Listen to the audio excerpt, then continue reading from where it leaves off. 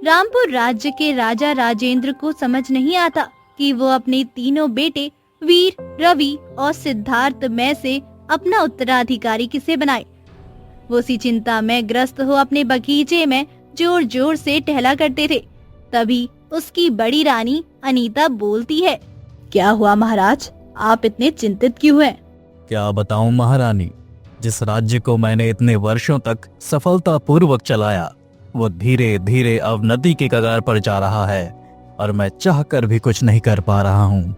रानी अनीता चहकते हुए बोली, मुझे लगता है अब आपको राजकाज से संन्यास ले लेना चाहिए महाराज। देखिए, आपके कान के बाल तक सफेद हो गए हैं। मेरा बेटा वीर है ना, वो बहुत ही मेहनती है और साहसी भी। मुझे पूरा विश्वास है वो एक बेहतरीन राजा बनेगा। तभी उधर से गुजरती हुई मछली रानी कविता और छोटी रानी सुनीता रानी अनीता की बात सुन लेती है और राजा के पास आकर कहती है, मेहनती और साहसी तो एक सैनिक भी होता है रानी अनीता, तो क्या उसे भी राजा बना दी? राजा तो उसे ही बनना चाहिए जिसमें चतुराई हो, अपना काम निकलवाने की क्षमता हो, जो कि मेरे बेटे रवि में कूट कूट कर भरी हुई है। इसीलिए राजा तो उसे ही बनना चाहिए। क्यों, मैंने सही कहा ना महाराज? इससे पहले कि राजा कुछ बोलते, छोटी रानी सुनीता बोल पड़ी, चतुराई और अपना काम निकलवाने की क्षमता वाले व्यक्ति को आजकल कोई पसंद नहीं करता रानी कविता। सभी उसे स्वार्थी और धूर्त कहते हैं। अगर कल तो रवि राजा बन गया और उसके इस व्यवहार से तंग आकर प्रजा ने विद्रोह कर दिया तो? इसलिए राजा को मेरे बेटे सिद्धार्थ को ही बनना चाहिए, जो बड़ा ही सज्जन और परोपकारी है। ऐसा व्यक्ति सभी के आंखों का तारा होता है। सज्जन और परोपकारी व्यक्ति को संन्यास धारण कर साधु बनना शोभा देता है रानी सुनीता, ना कि राजा बन सिंहासन पर बैठना।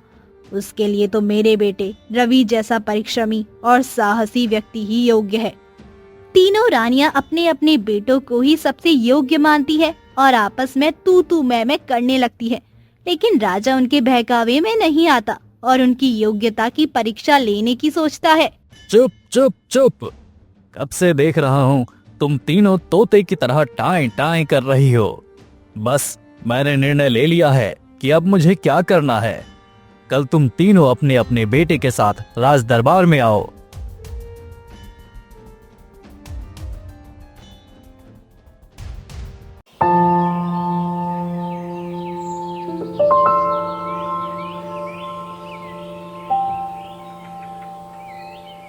अगले दिन तीनों रानियां अपने अपने बेटे के साथ राज दरबार में उपस्थित होती हैं। प्रणाम पिताजी, आपने हम सबको कैसे याद किया? मैं रामपुर का राजा राजेंद्र जल्द ही राजकाज से संन्यास लेने वाला हूँ, लेकिन उससे पहले मैं किसी योग्य व्यक्ति को इस राज सिंहासन पर बैठे हुए देखना चाहता हूँ और योग्यता परीक्षा से ही सिद्ध होती है। परीक्षा? कैसी परीक्षा पिताजी? मैं चाहता हूँ कि तुम तीनों 1 वर्ष के लिए इस महल से बाहर चले जाओ। ठीक 1 वर्ष बाद तुम तीनों इस दरबार में उपस्थित होना। मैं देखूंगा कि उस 1 वर्ष में किसने कितना धन कमाया और कौन सी योग्यता प्राप्त की। जो जितना अधिक स्वर्ण मुद्राएं इकट्ठा करेगा वही राजा बनेगा। तीनों राजकुमार इसके लिए तैयार हो जाते हैं और महल से निकल पड़ते हैं। वीर दक्षिण की तरफ जाता है, रवि पूरब की तरफ और सिद्धार्थ पश्चिम की तरफ। अपने बेटों के जाने से तीनों रानियां बहुत दुखी होती है।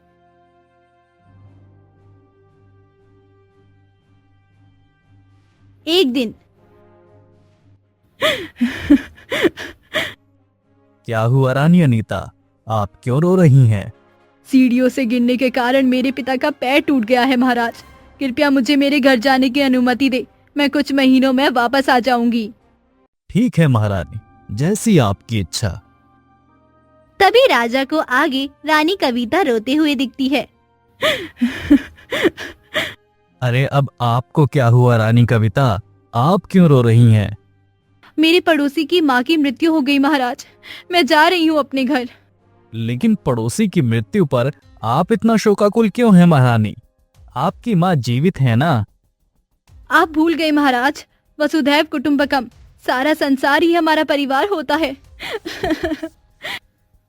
राजा रानी कविता को भी अनुमति दे देता है। तभी उसे आगे रानी सुनीता भी रोते हुए दिखती है। मैं क्या कह रही थी महाराज? मैं समझ गया, आप भी अपने मायके चली जाइए रानी सुनीता, मैं अनुमति देता हूँ। लेकिन आपको कैसे पता चला महाराज कि मैं जाना चाहती हूँ अपने मायके? मैं आजकल भविष्य देखना सीख रहा हूँ, ताकि राजकाज से संन्यास लेकर जब वन में तपस्या करने जाऊं तो भविष्य देखकर जंगली जानवरों से बचा रह सकूं।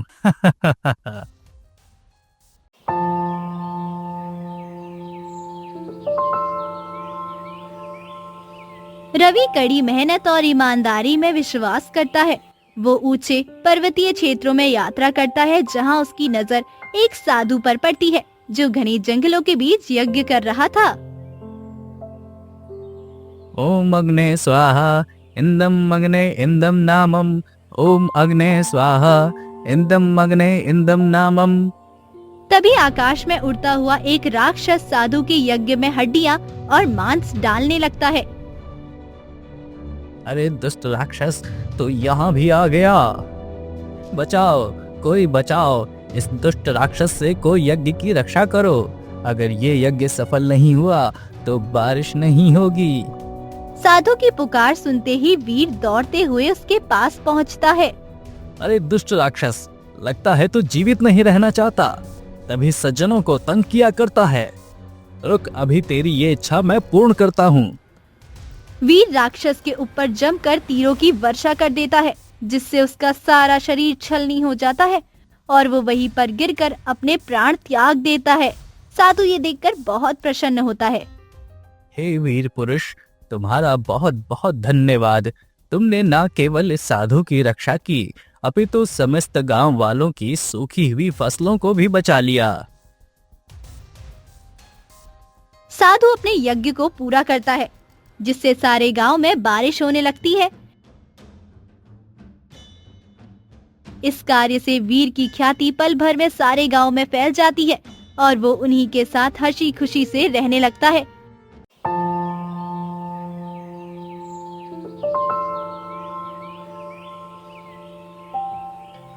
तभी एक दिन उसकी माँ नीता वेश बदलकर उसके पास आती है। अरे माँ, आप यहाँ, पिताजी ने देख लिया तो लेने के देने पड़ जाएंगे। इसीलिए तो वेश बदल कर आई हूँ बेटा। खैर वो सब छोड़, ये बता कि तूने कितनी स्वर्ण मुद्राएं इकट्ठा की है? अरे हाँ, मुझे याद आया, मेरा लक्ष्य तो स्वर्ण मुद्राएं इकट्ठी करना है, समाज सेवा करना नहीं। अब मैं क्या करूंगा, राजा कैसे बनूंगा? इन गांव वालों ने तो मुझे इतना प्यार और सम्मान दिया कि मैं राज परीक्षा के बारे में भूल ही गया। अरे मूर्ख, तुझसे इतनी बड़ी गलती कैसे हो गई? मैं तो समझती थी कि अब तक तूने ढेर सारे स्वर्ण मुद्राएं कमा ली होंगी। कोई बात नहीं माँ, जब जागो तभी सवेरा। आज से गांव वाले मुझसे जिस भी राक्षस को मारने को कहेंगे, मैं सभी से उसका शुल्क लूंगा। धीरे धीरे देखिएगा मेरे पास कितना ढेर सारा धन इकट्ठा हो जाता है। वीर ऐसा ही करता है और हर राक्षस को मारने का शुल्क गांव वालों से ले लेता है। धीरे धीरे उसे अपनी ताकत पर घमंड होने लगता है और वो शुल्क ना देने पर गांव वालों की पिटाई करने लगता है। एक दिन साधु उसे तेज गुस्से से चीखता है। वीर, तुम्हें इस गांव का रक्षक बनना था, भक्षक नहीं। तुम ये क्या कर रहे हो? अगर तुमने अपना अत्याचार बंद नहीं किया तो मैं तुम्हें भस्म कर दूंगा। हाँ हाँ, जो करना है कर लीजिए, मैं तो ढेर सारी स्वर्ण मुद्राएं कमाकर ही रहूंगा। ये सुन साधु गुस्से से आग बबूला हो अपने हाथ में पानी लेकर मंत्र पढ़ने लगता है। लेकिन जैसे ही वो वीर के ऊपर पानी फेंकने वाला होता है, उसकी माँ नीता पीछे से वार कर साधु को मौत के घाट उतार देती है। चल बेटा, इससे पहले कि हमें कोई देखे यहाँ से भाग जाते हैं। दोनों माँ बेटे गांव से भाग जाते हैं और वो जल्दी धन कमाने के लिए एक डाकू गिरोह के साथ मिलकर लूटपाट करने लगते हैं। एक दिन, क्या हम सही कर रहे हैं माँ? कहा तो हमें अपने राज्य की रक्षा इन डाकुओं से करनी थी, कहाँ हम इन्हीं के साथ मिलकर लूटपाट कर रहे हैं। राजा सिंहासन के युद्ध में सब कुछ जायज है मेरे बेटे, तू बस अपना ध्यान ज्यादा से ज्यादा स्वर्ण मुद्राएं इकट्ठी करने में लगा। तभी डाकुओं का सरदार ये सुन लेता है, ये सोच कि कहीं वीर और अनीता को राजा ने ही तो नहीं भेजा उन लोगों को पकड़ने के लिए। वो एक रात चुपके से वीर का सारा धन लूटकर अपने टोली के साथ भाग जाता है। सुबह उठने पर अरे माँ, देखिए, हमने आज तक जो 30 लाख स्वर्ण मुद्राएं लूटी थी वो सब इन डाकुओं ने लूट लिया और रातों रात भाग निकले। ये क्या अनर्थ हो गया, हमारी सारी मेहनत पर पानी फिर गया। वो तो अच्छा हुआ मैं राजकोष से 5 लाख स्वर्ण मुद्राएं चुरा कर लाई हूँ, नहीं तो आज हम भूखे मरते। वीर केवल 5 लाख स्वर्ण मुद्राओं के साथ अपने महल में लौट जाता है। वहीं दूसरी तरफ रवि चतुराई और धोखाधड़ी में विश्वास करता है और पूर्व की तरफ बढ़ने लगता है। तभी उसकी नजर एक धनी महिला पर पड़ती है जो सोने का गहना पहनकर जा रही थी। रवि उस महिला के पास से गुजरते हुए बोला, आजकल की स्त्रियां भी ना, अगर उनको गहने पहनने का इतना ही शौक है तो सोने का पहनना चाहिए, ना जाने पीतल ही क्यों पहनती हैं। वो महिला रवि की बड़बड़ाहट सुन लेती है और गुस्से में बोलती है, ए अंधे, तेरा दिमाग खराब है क्या? ये सोने के गहने ही है, पीतल के नहीं। जाकर अपनी आंखों का इलाज कराओ, समझे? मूर्ख कहीं के। अच्छा, लेकिन लग तो पीतल के रहे हैं। खैर, आप कहती हैं तो मान लेता हूँ बहन जी। रवि जोर जोर से हंसते हुए वहाँ से चला जाता है और उस महिला के मन में पीतल का गहना होने का भ्रम छोड़ देता है और आगे जाकर जल्दी से एक जौहरी का वेश बना बैठता है। आओ आओ, अपने गहने की जांच कराओ, सोना है या पीतल, इस जौहरी के पास आकर जान जाओ। आओ आओ। वो महिला अपना भ्रम दूर करने के लिए उसके पास जाकर बोलती है, भैया जरा इस गहने की जांच करो, देखो ये पीतल का है या सोने का। रवि उस गहने को ऊपर नीचे कर कुछ देर तक ध्यान से देखता है और उसे पीतल का बताता है। ये सुन उस महिला के होश उड़ जाते हैं। ऐसा कैसे हो सकता है? मैंने तो इसे 2 लाख स्वर्ण मुद्रा में सोने के दाम पर खरीदा है। ये बोलते ही वो महिला बेहोश हो जाती है और रवि उसके सारे गहने चुरा कर 9-2-11 हो जाता है। आखिरकार मेरे हाथ पूंजी लग ही गई। अब मैं इससे एक गाय खरीदकर दूध बेचने का व्यापार करूंगा और खूब धन कमाऊंगा। रवि एक गाय खरीद उसके दूध में चूना मिलाकर बेचने लगता है। दूध ले लो, दूध, देसी गाय का शुद्ध शुद्ध दूध।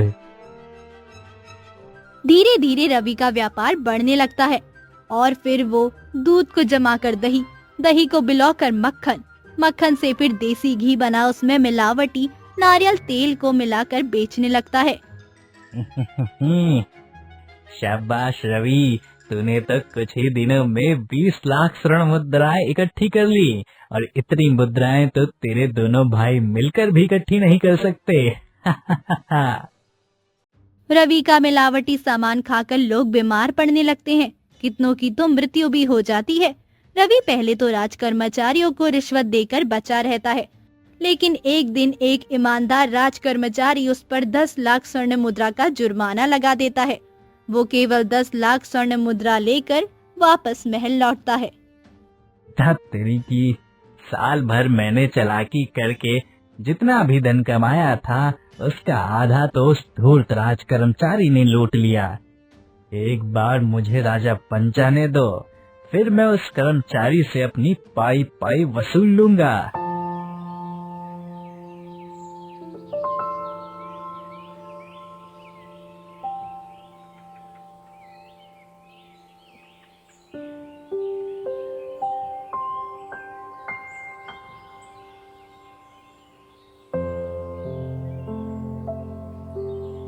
राजा का छोटा पुत्र सिद्धार्थ प्रजा से प्रसन्नता पूर्वक धन खींचने वसूल करने की विद्या को राजा का आवश्यक गुण मानता था। वो एक मानवता का आश्रय नामक आश्रम में स्थापित करता है और सन्यासी के वेश में गरीबों की सहायता करने लगता है। हे सब परिश्रम करने वालों और बोझ से दबे लोगों, मेरे पास आओ, मैं तुम्हें विश्राम दूंगा। तभी राजा के सिपाहियों से बचते हुए डाकुओं का एक गिरोह सिद्धार्थ के आश्रम में आकर शरण मांगते हैं। तुम्हारा स्वागत है डाकुओं। मानवता का आश्रय सभी को आश्रय देता है। तुम हंसी खुशी जितना चाहे उतना दिन यहाँ रह सकते हो, लेकिन उसका तुम्हें कुछ शुल्क देना होगा। डाकू इसके लिए मान जाते हैं और रहने लगते हैं। और फिर एक महिला रोती बिलखती सिद्धार्थ के पास आती है। देखो ना बाबा, एक चोर ने मुझे मूर्ख बना और सोने का गहना, पीतल का बोल, मेरे सारे गहने लूट लिए। अब मैं अपने पति को क्या मुंह दिखाऊंगी? उन्हें सब पता चल गया है। वो तो एक राज कर्मचारी है। कहीं गुस्से में वो राजा से कहकर मुझे सजा न दिलवा दे। तुम चिंता मत करो बहन, मैं तुम्हें वही गहना वापस दिला दूंगा। तुम्हारे पति को आने तो दो। तभी गुस्से से आग बबूला हो राज कर्मचारी महिला का पीछा करते करते आता है।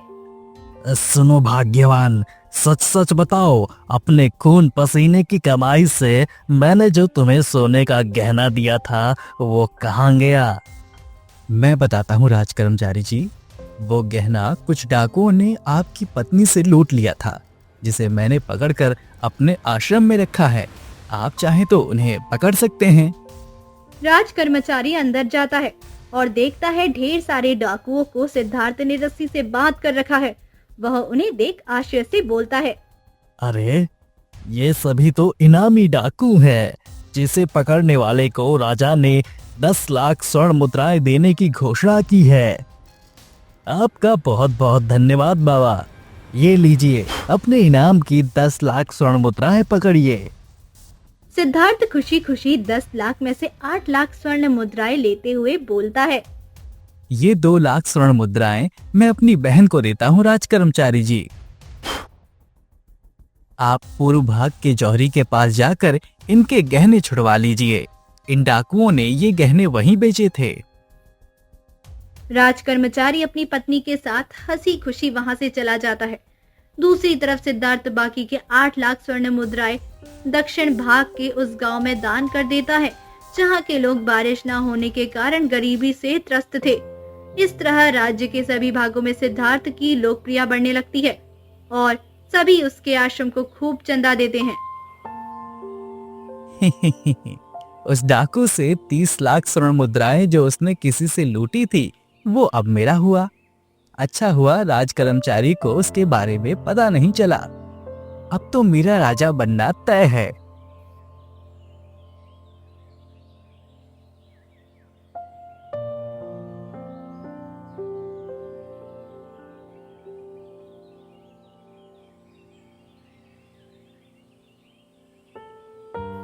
एक वर्ष बाद तीनों राजकुमार राजा के सामने अपनी अपनी उपलब्धियां प्रस्तुत करते हैं।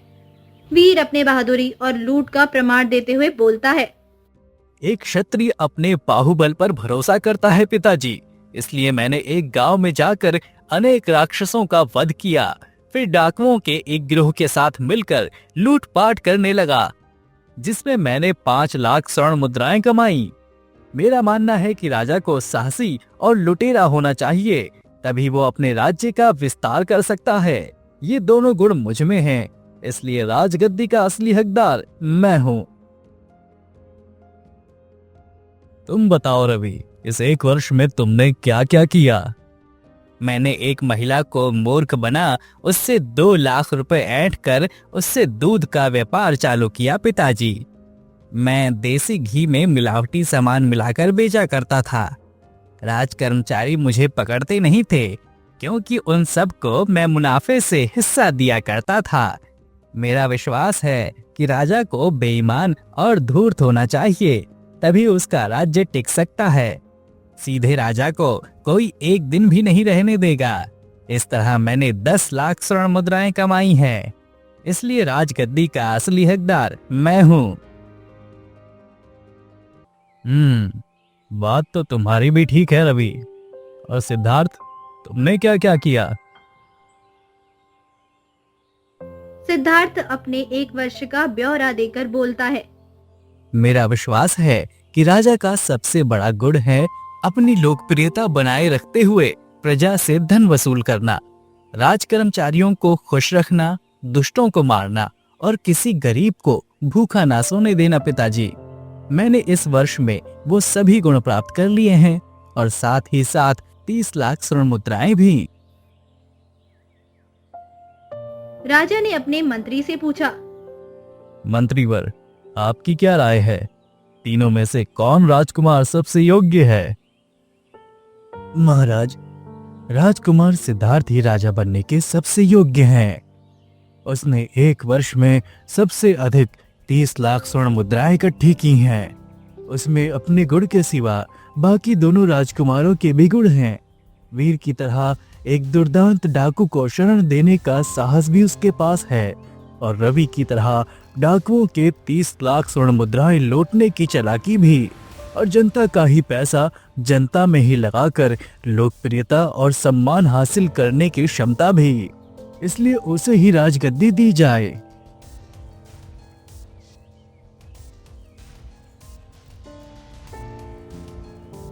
मंत्री की बात सुन राजा ने ताली बजाई और अगले ही दिन राजकुमार सिद्धार्थ का राज्याभिषेक कर दिया।